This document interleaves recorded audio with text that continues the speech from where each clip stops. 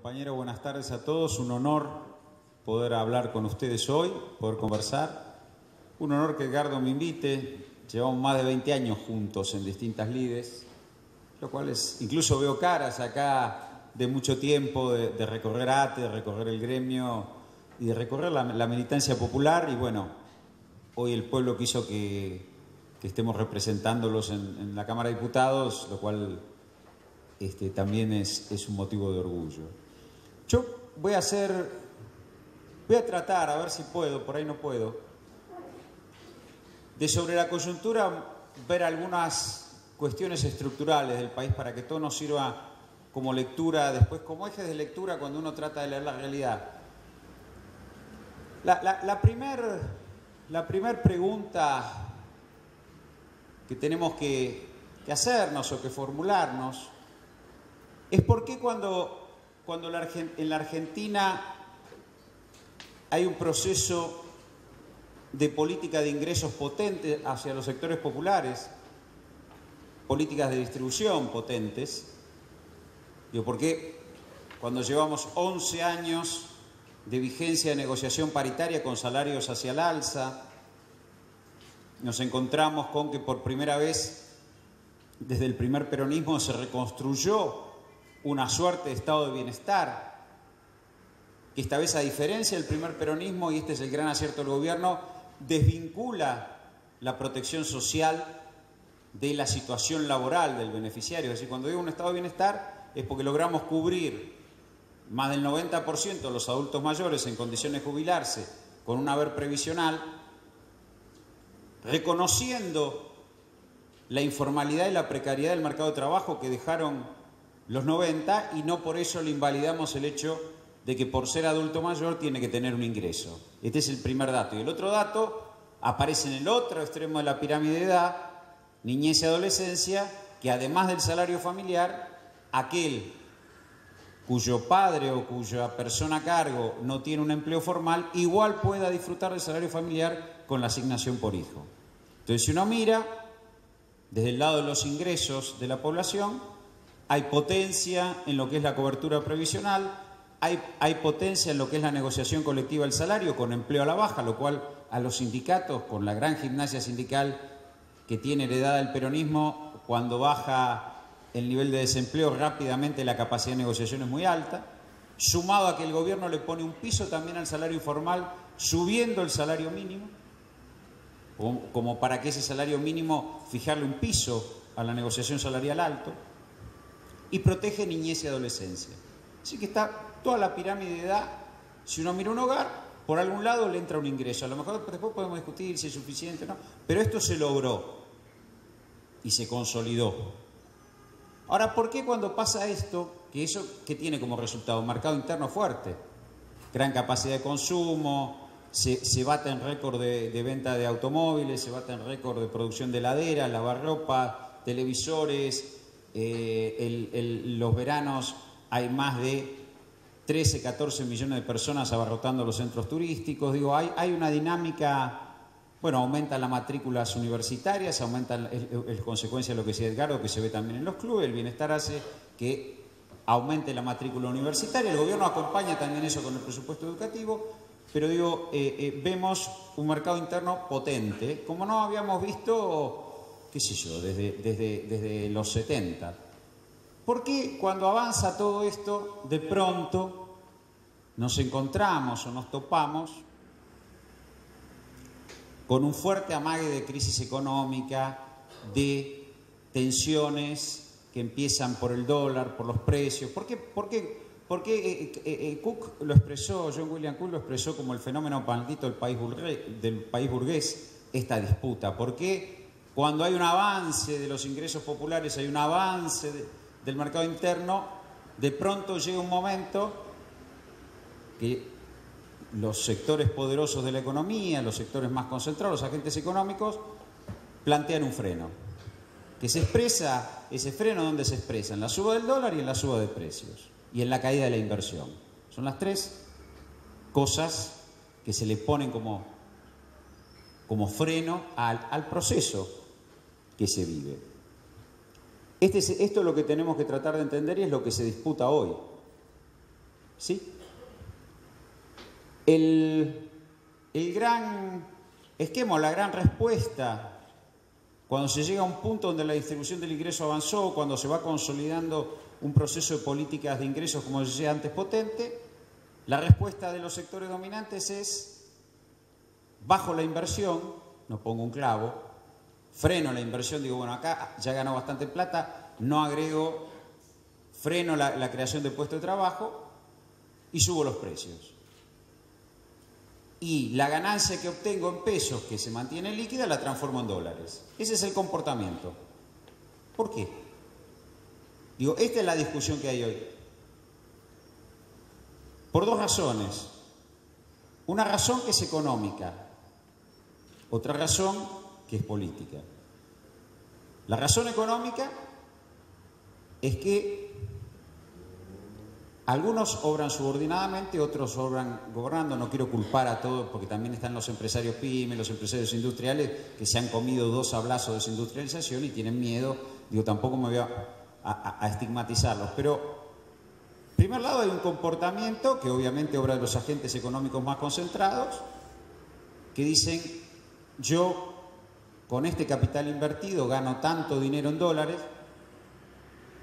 mi moneda de acumulación son los dólares, entonces yo tengo que apropiar renta en dólares. Eso es un problema. Porque si yo traigo una maquinaria, por ejemplo, vamos a suponer yo importo una maquinaria para crear 3, 4 puestos de trabajo. ¿En cuánto tiempo pretendo yo recuperar esa maquinaria? Si yo quiero hacerlo en 3 años, tengo que ganar 33% en dólares sobre la maquinaria. 33%, no hay economía que aguante. Si yo la quiero recuperar en 10 años, bueno, voy a ganar un 10% en dólares. Es más compatible. ¿Se entiende lo que digo? ¿Cómo funciona el proceso de inversión? ¿Cómo está pensando el tipo que toma la decisión económica?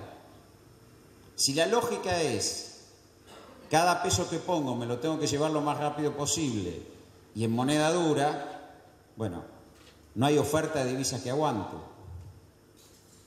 Y por suerte este gobierno no quiso tomar deuda, como pasó en el pasado, para financiar ese proceso, la fuga de capitales. Digo, esta es la tensión que vive hoy la Argentina. La tensión es que se llegó a un punto de distribución del ingreso y demás que requiere un salto de inversión, indudablemente. Y requiere un salto de inversión que lo tienen que hacer aquellos que han ganado plata. No lo vamos a hacer nosotros. ¿Sí? Y esa resistencia es la que lleva a decir: yo me quiero mantener líquido en dólares y no pongo un peso más y sigo así como está. Este es el punto de tensión en el que estamos hoy.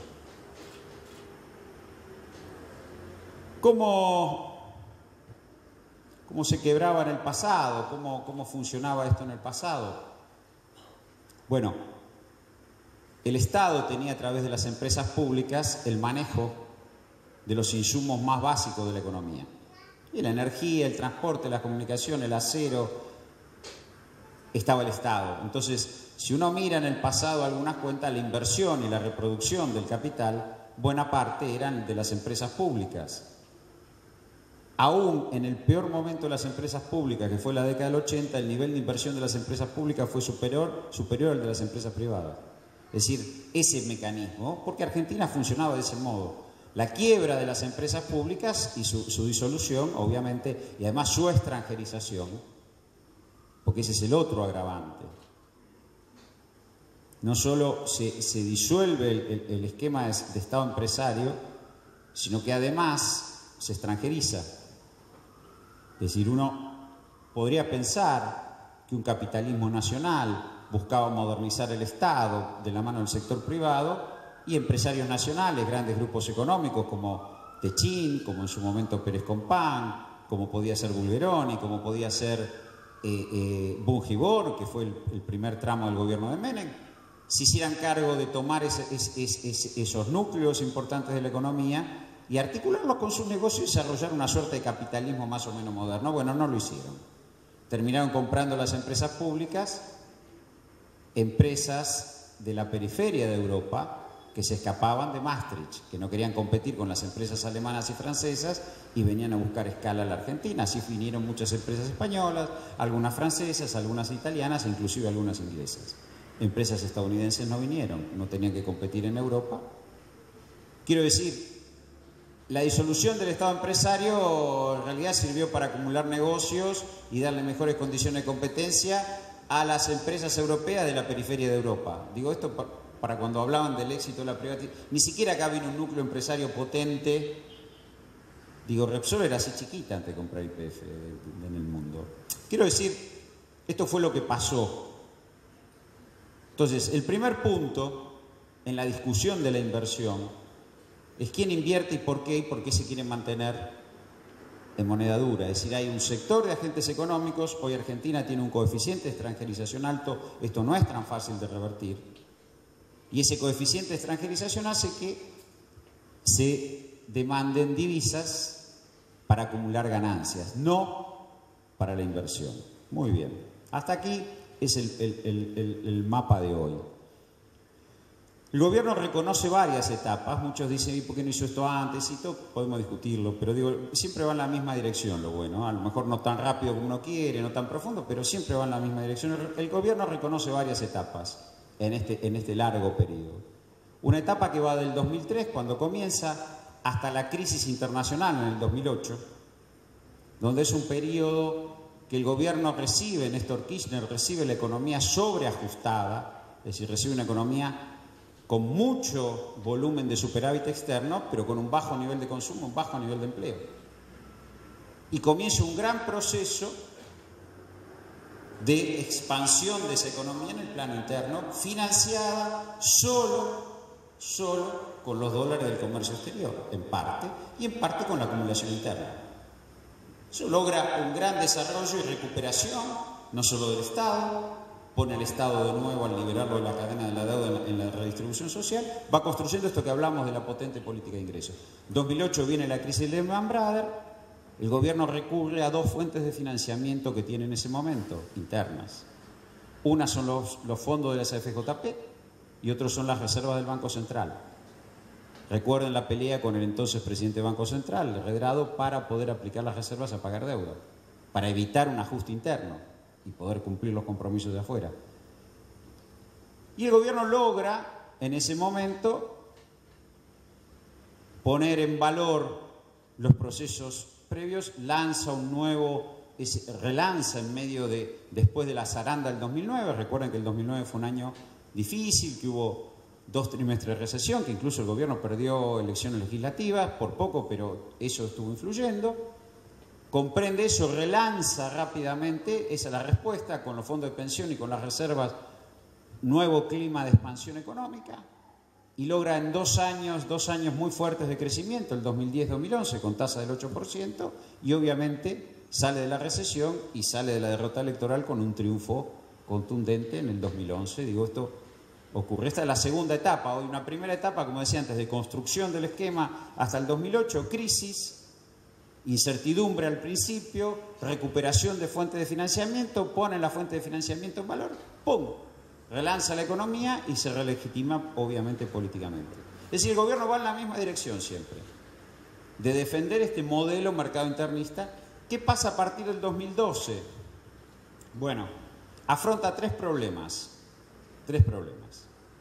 Primer problema son los vencimientos de deuda pública. Digo, problemas que pesan en la balanza de pagos y en el balance del sector externo y en el balance del Estado, en el presupuesto.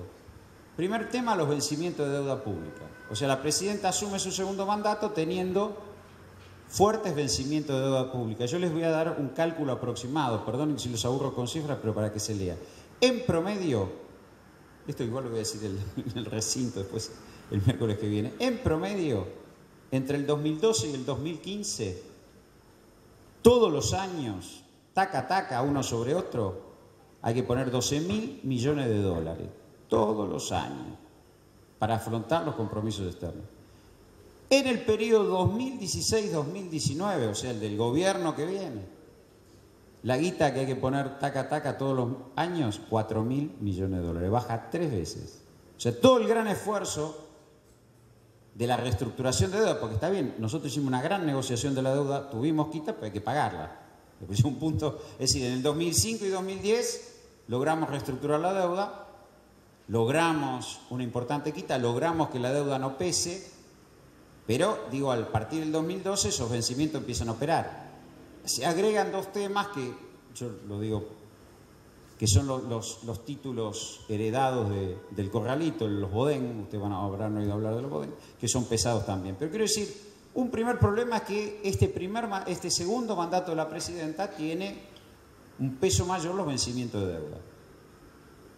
Que siempre el gobierno, a partir del uso de las reservas, trata que con las retenciones, ¿sí?, con lo que recauda de retenciones, que son 6.000, 7.000 millones de dólares, más lo que acumuló de reservas, poder pagar y evitar el impacto interno. Por eso es muy importante cuando nos retasean la venta de la soja, porque eso es lo que sirve para pagar afuera. Ese era el primer problema, los vencimientos de deuda más ajustados, más pesados. Segundo problema, la energía. La expansión de la industria y del consumo, subsidiado además, sobre todo en el área metropolitana, de la tarifa domiciliaria, pero también la generación, lleva a que nosotros tengamos que importar energía. No que en el país no se genera esto cuando dicen, no, las cortes de luz, no, el país se genera toda la energía que hay que hacer. Cuando este gobierno llegó se generaban 18.000 megavatios, hoy se generan 26.000. ¿Sí? El año pasado se vendieron 1.600.000 lavarropas, 3.500.000 televisores, casi 1 millón de autos y aires acondicionados creo que eran 900.000. Fue un récord el año pasado, 2013, con la economía que creció 3 puntos. Fue un récord en cuanto a producción de electrodomésticos y autos. Bueno, eso requiere energía. ¿Sí? Entonces tenemos que importar energía. Tampoco hay, del mismo modo que en su momento nos trajimos los fondos de pensión, no es que el gobierno se cruza de brazos. El gobierno recupera YPF, da cuenta de que tiene un problema con la energía y cambia la política energética.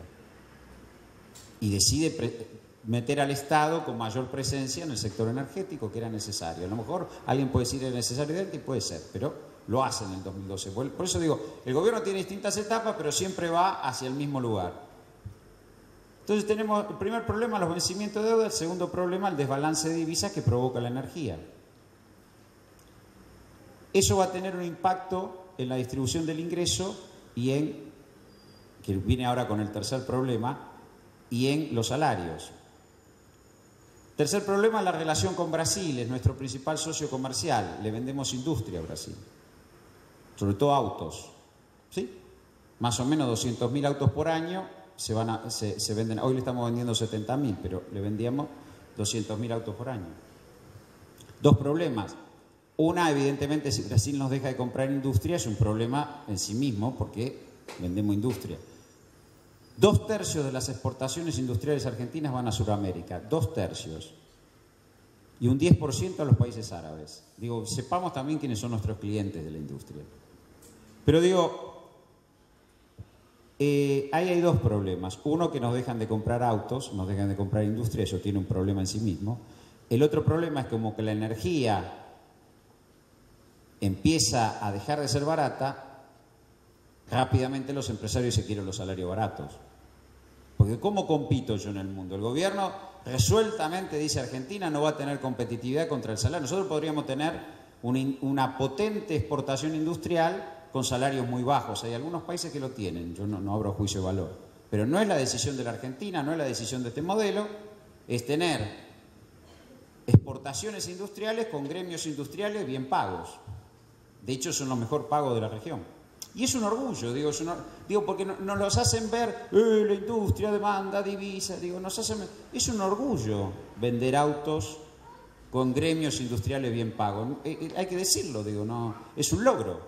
Ahora, si no queremos ser competitivos con el salario, y está bien, tenemos que tener otra fuente que nos permita sostener eso. Cuando la energía entra en crisis, rápidamente en el sector industrial dicen, me van a afectar la ganancia. Entonces esos son los tres problemas que afronta el gobierno. El gobierno hace un gran esfuerzo durante 2 años, 2012, 2013, de garantizar esta situación con autofinanciamiento. Recuerden que nos decían tomemos deuda, salgamos a tomar deuda, superemos la restricción externa tomando deuda para reprogramar los vencimientos, devalúen para ajustar el consumo interno, devalúen, tomen deuda, suban las tarifas, es decir, todo el combo que venía. El gobierno hace un gran esfuerzo, aprovecha que tiene acumuladas muchas reservas para decir, bueno, voy a pelearla. Para eso, lo primero que hace es poner la regulación cambiaria. ¿Y a qué viene? ¿Para qué se necesitan los dólares? El cepo, como lo llaman los periodistas. Bueno, el gobierno lo que dice, bueno, vamos a ver, primero a mí me van a faltar dólares. Muy bien. Vamos a ver para qué. ¿Para qué? ¿Yo qué tengo?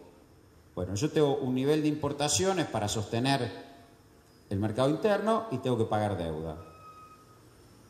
¿Sí? Entonces dice, bueno, me van a presentar una declaración jurada para decirme a ver qué necesitan importar, si es realmente lo que necesitan importar. Eso es la famosa de Hay, si oyeron hablar por ahí. Y vamos a tratar de pagar la deuda. Es la primera vez que un gobierno se para frente a la falta de divisas, administrarla, decir, bueno, vamos a ver. Y no van a poder comprar dólares para ahorrar. No van a poder comprar dólares para transformarlo en ganancia. ¿Sí? Es decir, la primera vez que frente a la falta de dólares un gobierno decide ajustar el ahorro y no ajustar el consumo.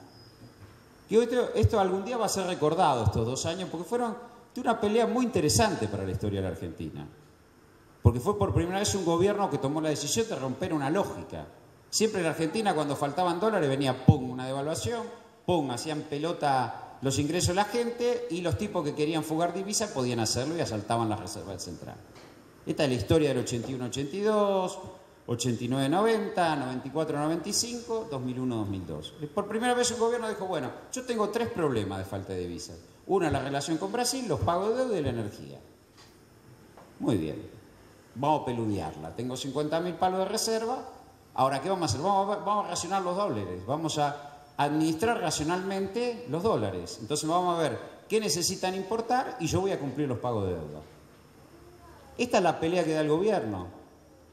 ¿Sí? Y no sale a tontas y a locas a tomar deuda, no produce una corrección del mercado de cambio violenta, no ajusta el consumo interno, todo lo contrario, lo trata de sostener. Digo, y da una pelea muy interesante, muy a contramano la historia. Es la primera vez que un gobierno frente a la falta de dólares dice, bueno, yo ajusto el ahorro, no ajusto el consumo. Claro, eso provoca la resistencia empresarial muy fuerte, porque frente a la falta de dólares ellos siempre fueron los primeros en la fila para llevarse los dólares del Banco Central y esperar. No pueden. Entonces las tensiones se agudizan. Hay tensiones muy fuertes, incluso destituyentes, digo, los cacerolazos, todas estas discusiones, los tipos que no podían viajar a Punta del Este. Bueno, es como nunca estuvo esta tensión. Tuvimos 2 años de larga pelea por lo que podemos llamar una estrategia de autofinanciamiento. En ese momento el gobierno pone en discusión, por primera vez de mucho tiempo, la moneda, el peso.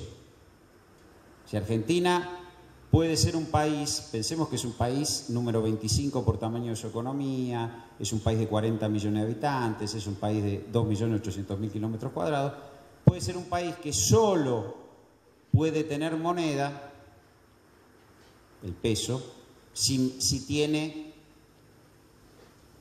reservas en el Banco Central a un determinado nivel. Si uno no puede crear moneda si no tiene dólares. Esta es la reforma a la Carta Orgánica que se trata en el 2012, esta discusión. Digo, la discusión sobre el peso. Uno no me voy a poner a decir que cualquier cosa que se puede emitir, no. Pero, ¿hasta dónde es posible que la economía argentina se especifique en una sola moneda? A ver, yo les tiro un dato para que comprendamos por ahí lo que uno por ahí está hablando. Brasil. Hay algo que los economistas llaman monetización de un país, que es la cantidad de moneda propia que tiene circulando, ya sea como depósito en los bancos, en el bolsillo de la gente, en una caja de ahorro, en relación a lo que produce en un año, a su PBI o su Producto Bruto. En Brasil es el 62%, es decir, todos los reales que circulan en Brasil son 62% de lo que Brasil produce en un año. En Argentina nunca pudimos pasar del 30. Hoy está en el 31, 32.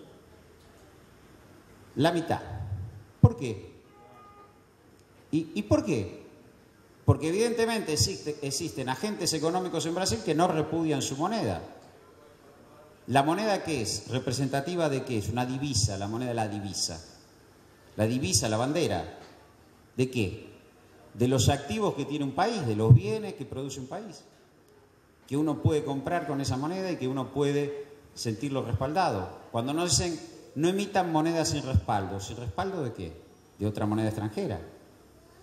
Hay una gran discusión sobre esto. Es decir, la monetización de la Argentina es la mitad de la de Brasil. Entonces nos dicen porque hay inflación, entonces van a decir el peso se destruye por la inflación. Mentira. En la convertibilidad no había inflación y era la misma monetización. Porque la tasa de interés es barata. Mentira, en la convertibilidad la tasa de interés era 12 puntos reales sobre el valor del dólar y sobre el nivel de precio. Teníamos menos inflación que Japón.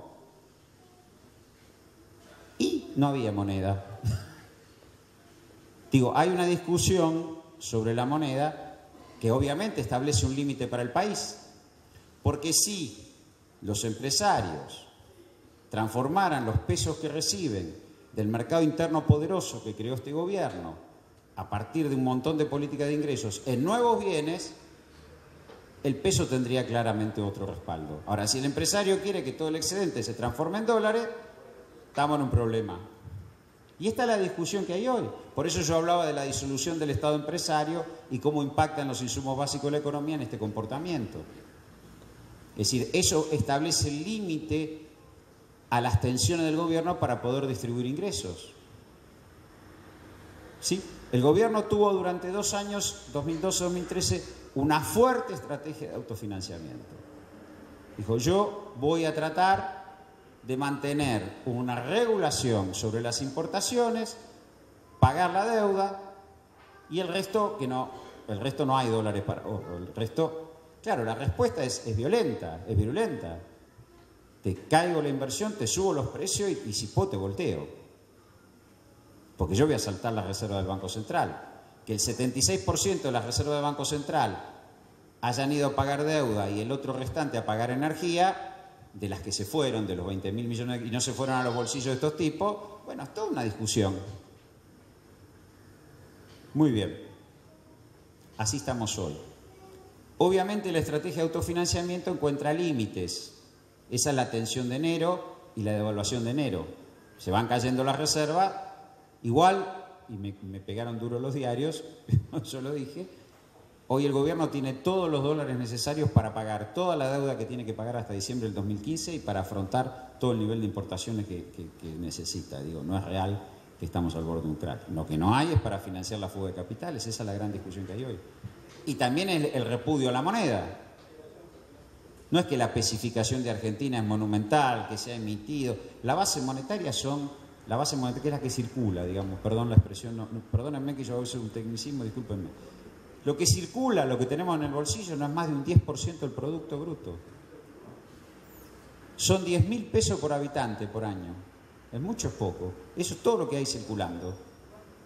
Digo, hay un repudio a la moneda y hay un repudio que tiene que ver con la necesidad de dolarizar ganancias. Cuando se interrumpe la estrategia de autofinanciamiento, el gobierno no es que no da cuenta de la realidad. El gobierno no es que no da cuenta de la realidad. Intenta cambios. Hay 3 hechos muy importantes que el gobierno adopta para resolver este problema y lograr un flujo de dólares de inversión que tengan que ver con necesidades del país. Porque no es que nosotros negamos que no tiene que venir un dólar. No. El gobierno plantea, primero que nada, y que tiende a resolver una relación bilateral mala, más allá de las políticas imperialistas de Estados Unidos que existen. Otra, y esto lo viví yo como viceministro porque tuve que discutirlo con funcionarios del área económica, mi contraparte en Estados Unidos. El gobierno se inicia con una mala relación bilateral de Argentina a Estados Unidos. Estados Unidos pone una agenda para la Argentina, después digo, eso al margen de su vínculo con el mundo, para la Argentina pone una agenda, lo dicen explícitamente. Arreglen las demandas de las empresas estadounidenses en el CIADI, que son resultantes de la ruptura de contratos de la crisis de la convertibilidad, lo que se llama el CIADI, arreglen en esos tribunales la demanda de empresas estadounidenses, porque si no, nosotros le vamos a votar en contra, y de hecho lo vamos a vetar, pues si Estados Unidos vota en contra es un veto, los créditos multilaterales que les da el BID y el Banco Mundial. Esto puede parecer un tema menor, pero no es tan así. Esos créditos suponen para la Argentina un ingreso de dólares de 1.500 millones de dólares por año, que financian a largo plazo y bajo costo muchas obras de infraestructura. El depender de esas dos instituciones que tienen peso específico los estadounidenses reflota, o por lo menos para la Argentina, gracias compañera, se le reflota por qué no se creó el Banco del Sur como institución multilateral, que venimos de retrasados, o el avance que supuso en la Corporación Argentina de Fomento, la CAF, que también nos financia y no nos veta. Pero, digamos, el primer punto es, le vamos a vetar el financiamiento de bajo costo y largo plazo que ustedes tienen si no nos arreglan el problema del CIADI. Era el primer... me lo dijo a mí, sería la viceministra, digamos, la subsecretaria de Estado, allá no son ministros, son secretarios de Estado de Economía del Tesoro. Antes que asumiera la banca de diputados, yo todavía era viceministro de Economía. El segundo punto que nos piden en la agenda es lo que se llama el artículo 4 del Fondo Monetario Internacional, o la revisión de la misión del fondo de las estadísticas. ¿Sí? Ustedes tienen que aceptar la misión del fondo, pues están en el G20, todos lo aceptan, qué sé yo qué, va. Ahí yo le digo, miren, los chinos les mandan las cosas y ustedes las aceptan. Digo, eso de la revisión del fondo, en algunos países puede ser una auditoría, en otros le mandan unos papeles y dicen que está todo bien. Digo, es bastante... Digo, China acepta la revisión del fondo, ahora le manda unas carpetas, chao. El tercer tema que nos ponían en agenda era el problema, que es un problema más estructural, de desvío de comercio de Argentina. En ese momento no estaban todavía las DEJAI, estaban las licencias no automáticas, que Argentina le bajaba las compras a empresas norteamericanas. Eso es inevitable. Yo le dije, a ustedes no le podemos vender un tarro de aceitunas porque compiten con nosotros. Digo, la relación con Estados Unidos es mala, es estructuralmente mala, porque son economías que compiten. Después, si quieren, hablamos un poco de cómo es eso, pero digo, no hay forma de... No es, ni siquiera podemos tener la relación que teníamos con el Imperio Británico, que le vendíamos y ellos nos compraban y, digo, aún en una relación dependiente. Acá no, porque ellos producen lo mismo que nosotros, tienen más vaca, más grano, más alimento, y es más, les jorobamos nosotros. Digo, y el cuarto punto era el arreglo con los holdouts, famoso tema que ahora... 4 puntos. Arreglen el CIADI, acepten la revisión del fondo sobre las estadísticas, no desvíen comercio, nos bajaron las compras a empresas norteamericanas y arreglen los holdouts. De los cuales, para ser justos, quiero decir, ese era el orden de importancia para ellos. Los holdouts lo ponían como que bueno, que es una cosa que nosotros... La verdad que no estaban en ese momento. Bueno, el gobierno da cuenta, volvemos al tema de fines del 2013, que el esfuerzo de autofinanciamiento encuentra un límite, esa es la crisis del verano, y comienza a arreglar estos problemas, no es que no. Entonces se van al CIADI, se comprometen al pago de 700 millones de dólares con bonos, se arregla, ¿sí?, a ver si se destraban este financiamiento del BID y el Banco Mundial. Segundo tema, después de largas discusiones, se arregla el tema de Repsol o el pago a Repsol para la recuperación de YPF como forma de facilitar un flujo de inversiones de energía que el país necesita, porque la gran apuesta de recuperar YPF es levantar la producción de gas y petróleo. Si Argentina levanta la producción de gas y petróleo, buena parte de todo esto que estamos hablando desaparece, sobre todo si queda en manos del Estado, porque es una reconstitución del rol del Estado como proveedor de un insumo básico que es la energía. Bien. Y el tercer tema arregla el famoso Club de París, habrán oído hablar. ¿Por qué? Porque son bancos europeos y japoneses, es más, muchos son estatales, que nos financian a cambio que le compremos maquinaria. Será una forma de facilitar el financiamiento de importación de maquinaria, sobre todo maquinarias. Le compramos una maquinaria alemana, muy bien, entonces el banco alemán nos da para pagarlo en 7 años. Y es un arreglo interesante, además, porque Argentina va a pagar más si recibe más inversión. O sea que el balance de divisas es positivo. Lo que sacamos para pagarles tiene que ser menor a lo que recibimos de inversiones. O sea que el gobierno toma 3 medidas para caminar hacia decir, bueno, llegamos a un límite. Digo, los años 2012-2013 van a ser años muy interesantes para el pensamiento popular, porque fue un gobierno que se planteó no seguir los dictados no hacer lo que esperaban todos. Fue una gran pulseada. Fue tratar de decir, vamos a firmar nuestra moneda y vamos a autofinanciarnos. Bueno, el gobierno da cuenta de esos límites y comienza a favorecer el esquema de un flujo de divisas para la inversión. Ahí nos topamos con Griesa. Digo, cuando el gobierno, después de pulsear, digo, por eso uno no cree en las brujas, pero que las hay.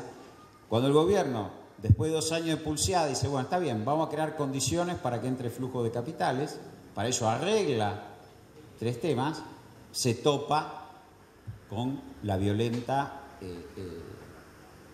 embestida de Griesa, bueno, y ahí empieza otra película, porque el gobierno nuevamente vuelve sobre sus pasos, razonablemente, y no afloja, y está bien que no afloje. Y eso agudiza, vuelve a instalar el escenario de enero. ¿Sí? Vuelve a instalar el escenario de enero. ¿Por qué? Porque hay un conjunto de agentes económicos que saben que tienen hasta diciembre, enero del año que viene para alterar las bases de la distribución del ingreso y saltar con una abrupta devaluación y caída de las reservas la base de la distribución del ingreso. ¿Por qué? ¿Por qué es importante? ¿Por qué esta discusión ahora? Obviamente, si la Corte Suprema de los Estados Unidos, de hecho fuimos en una misión a Washington, algunos diputados, hablamos con nuestros pares demócratas, del bloque demócrata, para interesarlos en el tema y demás. Si la Corte de los Estados Unidos hubiera tomado el caso, hubiera dado un puente de 1 año, con lo cual Argentina a partir del año que viene hubiera estado en mejores condiciones para producir algún tipo de resolución del tema. Al no hacerlo, dispara un conjunto de cuestiones internas que es aquí y ahora. El aquí y ahora. El aquí y ahora es, si yo permito, si a ustedes les daba el puente financiero ustedes lo que iban a hacer es lograr un esquema de financiamiento para relanzar la economía. Porque el financiamiento en sí mismo no es bueno o malo, el tema para que uno lo use. Si uno lo usa para financiar la fuga de capitales, para que el tipo que se la quiere llevar se la lleve y le deja la deuda al Estado, es decir, a todos los argentinos, es un tema. Si uno lo usa para relanzar la economía o recibe un flujo de inversiones para mejorar la producción de energía, para mejorar la capacidad industrial, digo, no está mal. Siempre y cuando lo decida el gobierno, lo decida el Estado, en función de un modelo productivo. Entonces, el poder económico necesita que el gobierno que venga se encuentre con otro mercado interno y con otra distribución del ingreso. ¿Por qué? Porque así desde el piso lo recupera y dice qué bueno que somos. Es decir, el arreglo o que Argentina hubiera tenido el puente financiero en la discusión con los holdout, con los fondos buitres, hasta el año que viene, hubiera consolidado este mercado interno del 1.000.000 de autos. Digo, el 1.000.000 de autos este año van a ser 700.000, pero digo, el mercado interno potente. El mercado interno de expansión de electrodomésticos, de buen nivel de empleo, de paritarias, y hubiera llegado al 2015 en ese escenario. Por eso el poder económico aprieta hoy como nunca. Porque necesita de acá a diciembre romper este esquema. Y esa es la pelea en la que estamos hoy metidos. ¿Sí? Esta es la pelea que estamos hoy metidos. Podemos discutir mucho que es efectivamente hoy un escenario de debilidad en el crecimiento económico y mayor nivel de inflación golpea al sector más informal antes que el formal. Lo está sufriendo esto, no es que no. Por varias razones, porque evidentemente si el formal se defendió con la paritaria, el desempleo no está golpeando, no se generan puestos de trabajo, pero eso todavía no se siente, pero ajusta por temor, por lo que fuera, por los diarios, su consumo, y eso es, bueno, menos changa para el sector informal. En gastronomía, en empleo doméstico, en albañilería, en plomería, en taxis que se toman, digo, ¿sí? Esta es la tensión que hay hoy. Ahora, el poder económico necesita hoy quebrar esto, porque en la medida que pasa el tiempo, paradójicamente le juega en contra. Voy a usar un término de mercado. Los títulos públicos argentinos cotizan a valor de cotización normal. En la jerga se dice performing, valor de cotización normal, no a precio de default. Es mentira que Argentina esté en default, porque lo primero que refleja que un valor está en default, sí, lo primero que lo refleja es el valor del mercado de los títulos. Si uno mira el título que está de moda, el Bodén 15, el año que viene Argentina tiene que pagar 6.400 millones de dólares sobre ese título.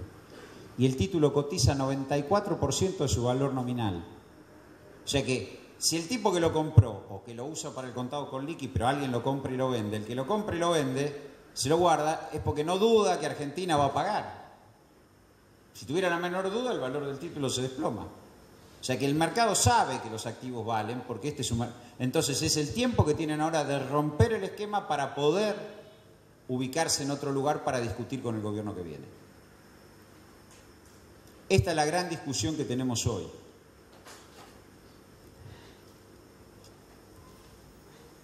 Cuando... yo ya termino y abrimos...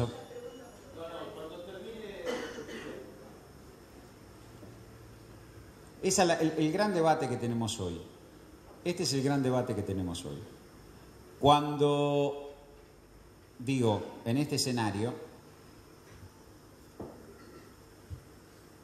el gobierno cuenta con las herramientas para afrontar el proceso hasta el 2015, pero se crea un clima y se aprieta con la inflación y se aprieta con la presión cambiaria, se aprieta con no liquidar para forzar una devaluación y un cambio fuerte de precios relativos.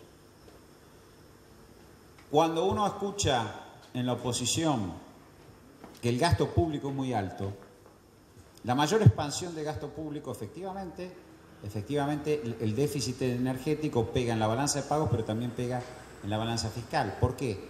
Porque el gobierno subsidia la generación, impide que la industria pague el valor del kilowatt de generación de fuerza motriz al precio internacional. Lo subsidia, un 45% lo subsidia. Claro, si yo bajo el gasto público,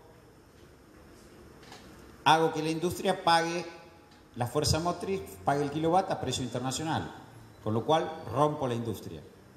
Hago caer la paritaria y aumento el desempleo. Entonces logro el autoabastecimiento. Entonces tengo autoabastecimiento energético con 15% de desempleo. Digo, esto es el discurso que está dando vuelta. Y lo mismo pasa con la caída de retenciones. Compensemos la caída del precio de la soja bajando las retenciones. Desmadremos el Estado. Veamos las propuestas. Ahora, para hacer eso, primero tienen que romper este esquema. Porque si no, no pueden. Por eso aceleran la presión hoy.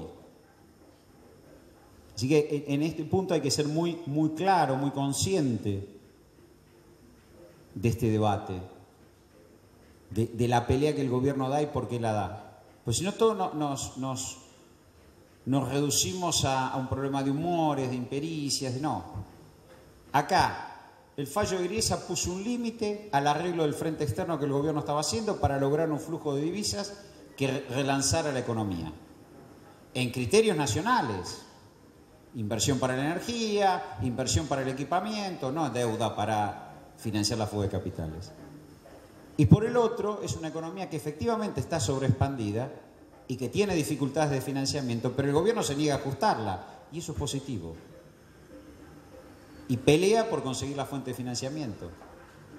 Entonces, bueno, en ese punto estamos hoy, y me parece que lo que se está buscando es un golpe para crear un clima de, bueno, con el gobierno que viene discuto en mejores condiciones. Yo cierro acá.